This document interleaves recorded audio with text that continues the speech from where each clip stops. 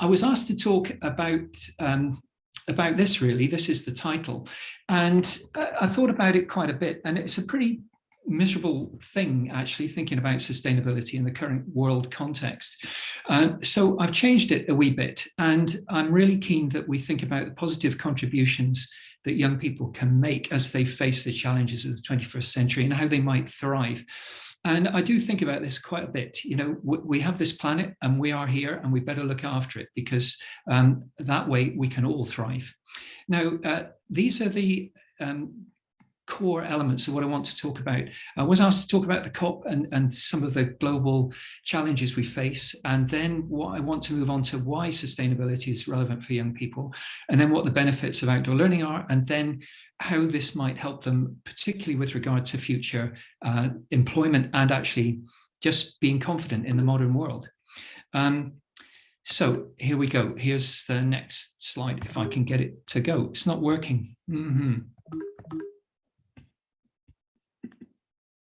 There, that's working now. All right. I don't quite know what's going on here, but at least the technology is partly working. So it's a view from Scotland. I know we have an international audience here, as well as people from Scotland, but we are a part of the UK, but in many ways we're apart from the UK, and I'll come back to that later. I work in Edinburgh, but I also work all over Scotland and in the outdoors with my students, and I'm a trustee of Venture Trust. So here's a bit about the COP, but I'm going to start with a few of the global crises we face. And this is depressing stuff, so you can switch off if you want for a few minutes. But basically, we know that there is global heating taking place. It's not warming, it's heating, and it's leading to a climate crisis. The longer we leave it to address these issues, the harder it's going to be to meet the Paris target of maintaining temperatures to no more than 1.5 Celsius above historic levels. Now, this is happening, and I'm going to give you a bit of science because I love it. I was a scientist at one stage. This is happening because we're putting various emissions into the atmosphere. We know about carbon dioxide, but also methane and other greenhouse gases. And this, if you look from 1880 to 2020, you can see the trend. It's just going up and up. There is no point in since the 1960s when it started to go the other way. Really, it's primarily since the beginning of the Industrial Revolution around about 1850 that this has been happening. So that's what's happening. Now, why is this particularly problematic with regard to the landmass of the Earth? Well, partly because the oceans are part of a big part of the planet. You know, they're about 3/4, but also we have ice caps north and south. And the warmer we get, the more ice melts. And then the reflection, if you just think about wearing warm, cold, what kind of clothes you wear on a hot day, you want lighter clothes. The less reflexive the ice caps are, the more ocean we have. The more ocean we have, the more absorbs heat from the sun. So here's a little rule of thumb for you. The oceans absorb 90%, and the land mass absorbs 10% of any heating that comes in. So that's essentially the ratio, even though they're only 70%. So we want to preserve our ice caps. Now, that's one of the tipping points that we'll reach if we aren't very careful about moving things on. Now, to a better place. Now, Scotland, I have to fess up here, I think is partly to blame here, because James Watt invented the steam engine, which of course led to the cars that we have today. James Young found out how to distill paraffin from coal and oil shales, so we got mobile fuel that we could use at the time, and now we have, of course, other forms of fuel. And of course, we were the first nation to explore the seas to extract oil, and of course, back in the day, we deep mined coal. So actually, it's the Scots' fault. So we better actually get on to doing something about it. That's partly the climate crisis. Now, I want to talk a little bit about the biodiversity or nature crisis here. Now, we are also destroying all sorts of the planetary biodiversity. You'll all seen images of the Amazon being cut back and so on. But actually, where I am in Scotland now, if I look out my window here, that would have been a forest at one point. We have done the same in the developed world, as we're now complaining about people in the global south doing by cutting down our forests. So again, we need to take responsibility for that and not think it's other people's problems. Okay, here we go. Oops, I beg your pardon. I'm having some difficulty controlling the screen here. So essentially what I'm saying is that nature and climate, in terms of big issues, are inextricably linked. Nature is climate, climate is nature. And here's a cartoon I really like. You know, we're very concerned, quite rightly, about COVID now.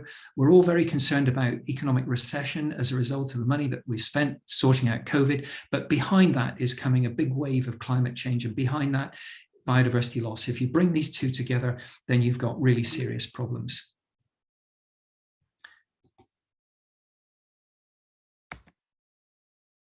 Now, I don't want to spend too much time here, but basically the idea here is that we have boundaries that we should not exceed. And if you look at this, you'll see the red, which is always a warning sign. And what this is saying, it's from the Stockholm Climate Change Institute.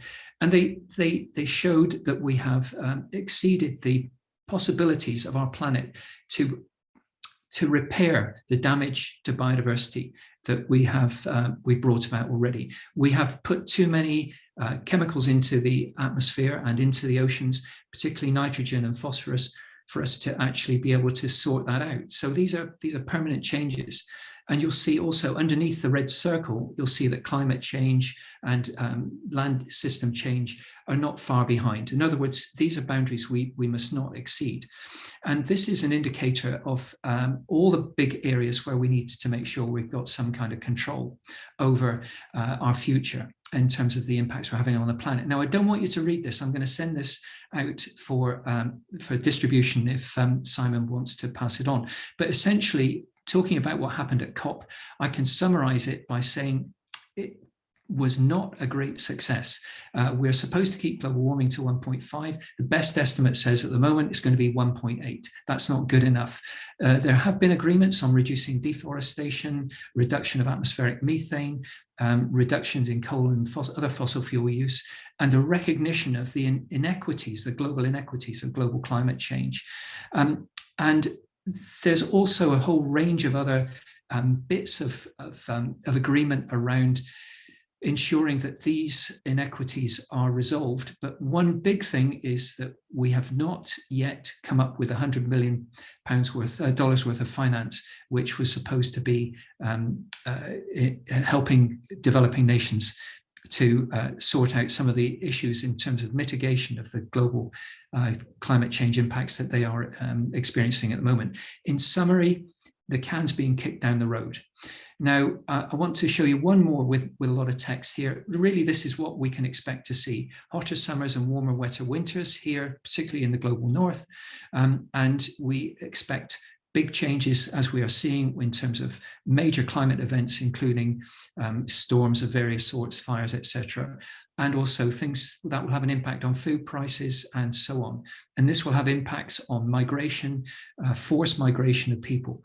So there will be changes in the way in which we use land. And essentially, amongst the things that we know, we cannot continue to eat meat and dairy in the way in which we do. Now, alongside all this, of course, if you're at the COP, and I was over there, you'll be unaware that big oil is trying to influence as it goes, as we were going through the COP. But there were over 500 big oil delegates there, bigger than more than any other country. And so in the background, big oil is carrying on trying to do what it's been doing, to keep the publicity going, to say that it's all okay and things will be fine if we carry on using oil, but actually it won't. We will get round to becoming aware of that eventually, but it needs to happen much more quickly than it is at the moment. I apologize, I keep losing control here. Let me try this. Alongside that, I think I must just make mention of this. Big oil is just one example of bloated capitalism. You know, the idea that we can just continue to grow. And of course, the super rich are the ones who've got the greatest influence and have also the greatest impact.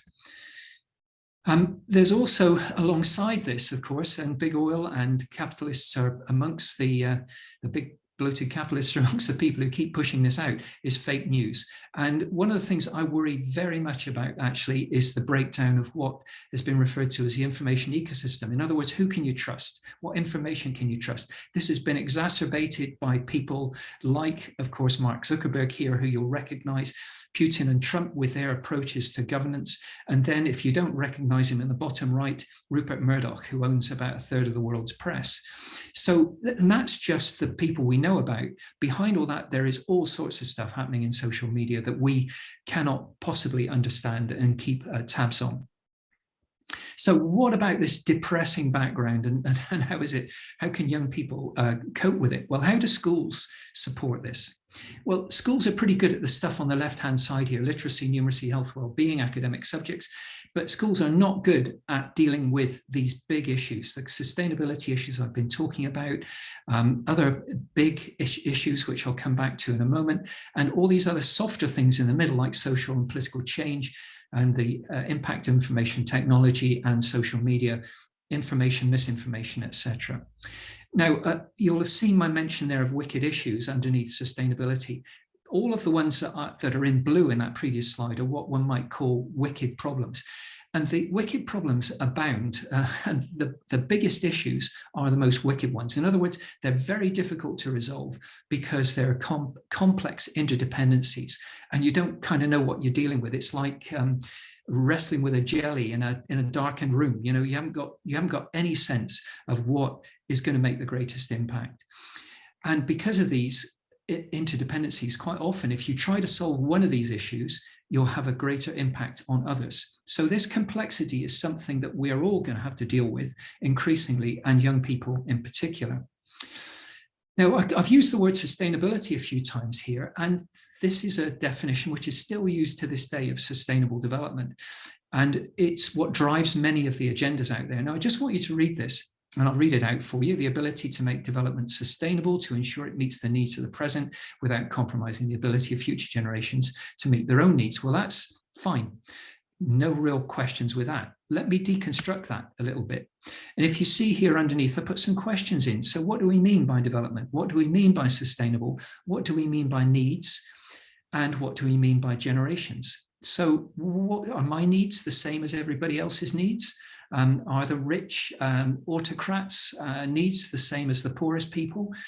Well, actually, basic needs are the same for all of us, you know, air to breathe, water to drink, and food to eat, and shelter. But that's not what we're really talking about here. And what do we mean by generations? Is it just human generations? So this definition is profoundly human-centered, anthropocentric.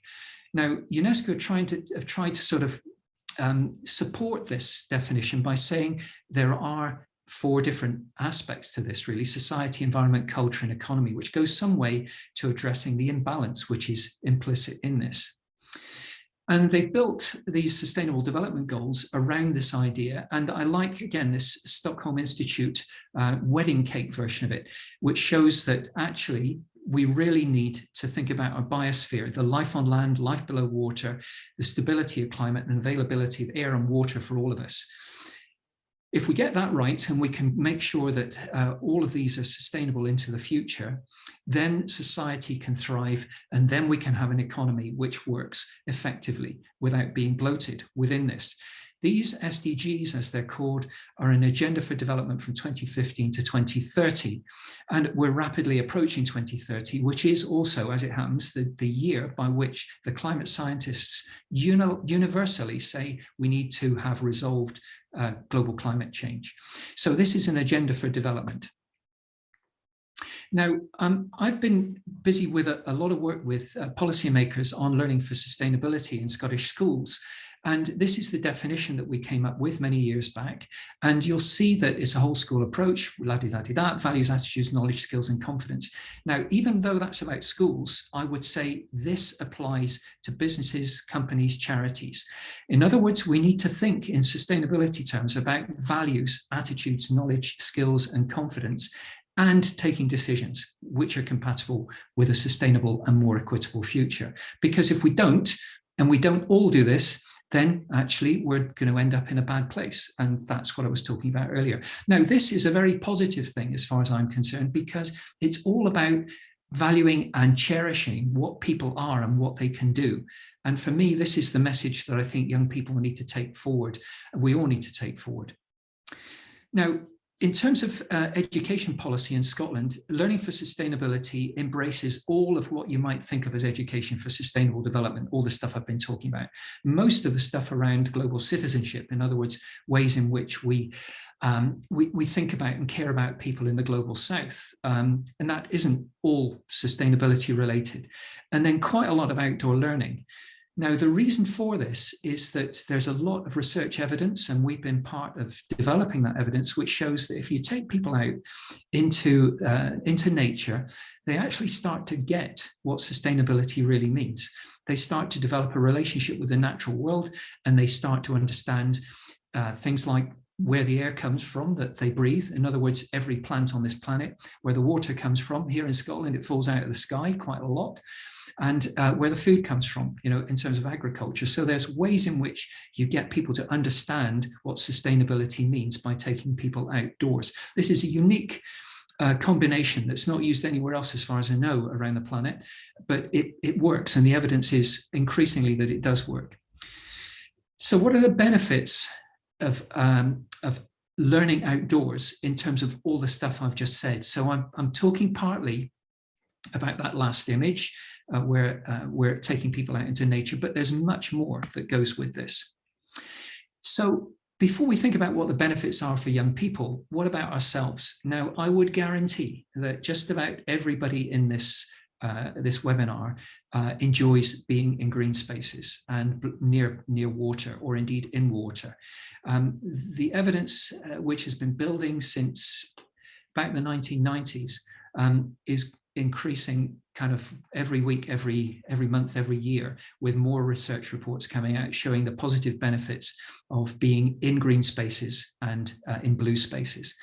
And if you just think about where you want to live, do you want to live in a place where there's just an urban sprawl in front of you, or do you want to live in a place where there's green stuff around you? So it's good for all of us.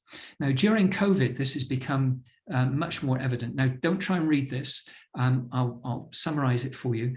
This is research by colleagues of ours over in Glasgow University, and they looked at use of green spaces and open spaces during the pandemic, and they showed that there was a considerable increase in the amount of time and the numbers of people going out into green spaces and blue spaces over the pandemic. And the reported mental health benefits of this were ever greater. So people needed to be in those green spaces, and they're saying that public policy needs to be established to ensure that we can all access green spaces. Now, one of the things that really is striking in this is down at the bottom. Underlying inequalities in the use of green and open spaces remain and may have widened during the pandemic. In other words, as it says just above, 73% of those classified as high socioeconomic status visited green spaces in the previous 4 weeks, compared to just 59% in low socioeconomic status. There's inequality built in, and that is true of so many aspects of the environmental issues that one might talk about here. So it's good for us. We need to get out more, and we need to plan for more people to get out more. I'm having problems again. Let me try that. Here we are. Now, if you want to work out why the outdoors might be important, one of the best places to start is to ask young people. Let me go back, if I can. Yeah, so here we go. So this is a study. Let me try again.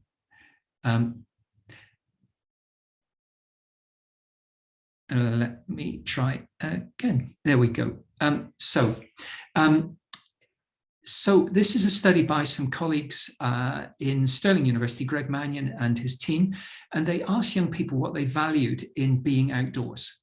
And they said these things amongst many, many others. And they summarized these responses as saying, young people liked to do things which were fun or enjoyable. They liked the feeling of being free, and they liked things that felt authentic, felt real. And Greg and co summarized this in this statement here, which is what young people value in outdoor experiences depends on the way in which three dimensions interact: the context or place, the activity, and the social aspect. Makes sense, I think. Let me try again. Here we go. So if you map these onto a model of outdoor learning, which is one we've been using here since the 1990s, actually, these three interrelated domains, activity, place, and people, you'll see that they relate to outdoor activities, the environment, and to personal and social learning. Having the same problem again. Here we go. So if you look at that in a little bit more detail, it shows that there are a whole range of things you might do in the outdoors around environmental education, outdoor activities, and personal social learning. And they relate to all these different things in the outside of the Venn diagram, which are parts of, if you like, things that we want people to learn about and what they want to learn about themselves, and to habits that they might develop, like physical activity and lifelong learning. And then, of course, health and well-being, as I've said, is crucially important there as well. And then, of course, sustainability is a feature too, as I've said earlier. And this can be thought of as being in, about, through, and for the natural world. Could you just put the next slide on, please, James? Thank you. So the research that we've been involved in I can summarize here, but this is mostly research from all over the world, from big studies that my colleague Beth Christie and I've done, reviewing literature and other more empirical studies, and particularly by some authors in America, Kuo and colleagues. And they show this, that outdoor learning helps people to get the issues of environment sustainability understood. It facilitates development in a whole range of different ways, in a whole range of different areas, supports the curriculum if you're in a school, you teach in a school, and improves engagement, etc., and also helps people to develop critical thinking skills. And it's particularly valuable for young people with additional support needs. Next, please. So why is the outdoors so effective? Well, there's this notion of affordance theory, which was originally developed by an ecologist by the name of James Gibson. And he says it's essentially what the environment offers the animal, what it can get from it, and what it is subject to. Now, my colleague Beth Christie, turn this into a notion of what that might mean in educational terms. And what it means is the particular relationships that can arise through bringing together the learner, the learning opportunity, and the environment. In other words, you learn from and with the environment rather than it necessarily being so directive. And in my view, all of these ideas here are things that are particularly beneficial about being in the outdoors that is more difficult indoors. Next, please. So in terms of how we might intervene when we work with young people in these kind of contexts, this is work by one of my colleagues, Alette Willis, and she talks about how the self is no more than the stories we tell about ourselves, as that others tell about us. Now, I was, of course, presented as somebody who's got all these responsibilities in the university, but actually, here's a picture of me as a 16-year-old out in the hills. In the Black Mountains in Wales. And the story I tell about myself is a person who was kind of learnt through the outdoors, with the outdoors. I had all sorts of outdoorsy experiences. I'm an environmental scientist by training, but then I became an educator. Then I became an outdoor educator. Then I became a climber, a kayaker, etc. I tell you any kind of stuff about myself, and that's my story. And that narrative self helps you to feel a sense that's positive. So I'm one of the really fortunate people. I'm the only person in my family ever to go to a university, and here I am, a professor, whatever that means, perhaps a professor of picnics at the University of Edinburgh. So what we can do, the people we often work with have got a narrative self which leads to the red lightning here, disaster for them. What we need to do is find opportunities to change the direction so that we can have an input at the right time to help them go towards a more positive self-view. And that, of course, needs to be reinforced. So up to the sunshine there. So the circle in the middle is the crucial one. Where do you go from there? Okay, next, please. And so as educators in the outdoors, facilitators, guides, whatever we want to call ourselves, we have the opportunity to bring the notion of care into what we do, which I'm certain everybody who works on these programs does. But what happens if we don't give witness to this and we don't say, we have seen you change? What if no one reinforces the story? And what if the young people that we work with go back into an environment where they're not respected for having been through a rite of passage, which is essentially what a wilderness or outdoor journey might be? Next, please. So I build these kind of in my head into a model that we need to build this connection to people, place, and planet. And actually, we need to understand the consequences of our actions. And that will help us to think about these bigger notions of care and citizenship, and how we might care about others and the environment, but actually how we might care about ourselves to build that narrative as well. Next, please. And now you might think that, well, here's a picture of some people paddling down a river. We can do all that personal development stuff with them, and we can help to build that narrative. Of course we can with our groups. Perfect. What could be better? Next, please. To my mind, that ain't enough, though, because we can build a narrative of the land. So this is what I might do with my students when I'm canoeing down. This is the River Spey in Scotland. I might talk about all these things as we go down the river. It's not all about the people themselves. It's about all of the stuff they can learn about and from and with the land. Now, what does that do? It helps you to build a sense of place with regard to your land, wherever that might be. So this is the Highlands of Scotland. So I have a sense of place associated with the Highlands of Scotland, but you can have a sense of place with other areas as well. Next, please. So this is very close to where I work. It's just down the road, and I have a sense of place around where I work. And so it doesn't have to be a sense of place associated with the big wild parts of a wild landscape.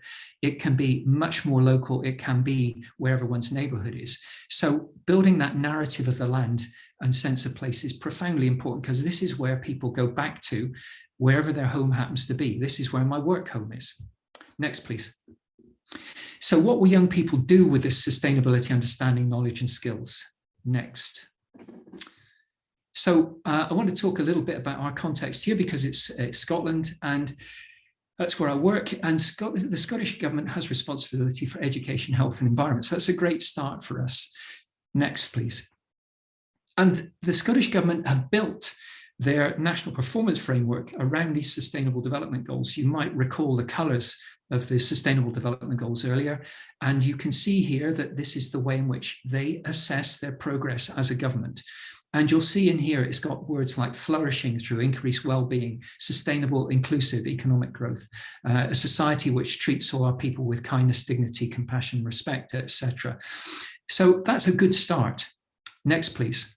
Now, every year, the Scottish Government has to write a programme for government. And these are just some extracts from our current programme for government. And you can see here that there's stuff about a net zero nation, economy working for Scotland's people and places, well-being, fair work at the heart, living better, thriving, supporting resilient, diverse communities, and then a kind of global position for Scotland, but certainly down here, aligning domestic policy objectives with our international development objectives, particularly with regard to climate.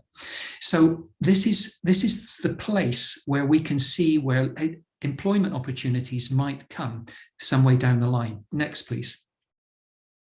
Here's one example, which is that there is a climate emergency skills action plan. And if you just look at all these images here, farming, the circular economy, housing, the environment, solar panels, electric cars, wind turbines, bikes, etc., there will be jobs increasingly everywhere in this context of the global emergencies for climate and biodiversity that we're experiencing at present. The Scottish Government is investing in this, as are other governments. Next, please. And one area where I think we're going to see particular growth here in Scotland is with regard to the restoration of woodlands, and the same with peatlands, because our peatlands are damaged and we have enormous areas of peat in Scotland, and these actually need to be restored so that they become carbon absorbing rather than carbon emitting, which they are at the moment. And the same is true of our woodlands. As I said earlier, our trees have all been chopped down. Well, not all, but a lot have. So there's a programme for replanting a lot of Scotland. Now, the Scottish Government has made a commitment to protecting 30% of its woodlands, 30% of its seas, and 30% of actually all of its landmass, and investing £250 million a year into peatland restoration. So these nature-rich climate solutions will actually mean jobs in the long run. Next, please. So I'm about to finish here, but I have to come back to this idea of what really matters out here. We only have one planet. Planets are pretty hard to find, especially good ones. And if you've seen The Martian, you'll know that that's not a particularly hospitable place, and we're not moving there anytime soon. So we better look after the one we've got. It's a bit like I think about looking after my body. It's the only one I've got, so I might as well look after it. And that is true of my family and the community that I work within. So that ethic of care. Next, please.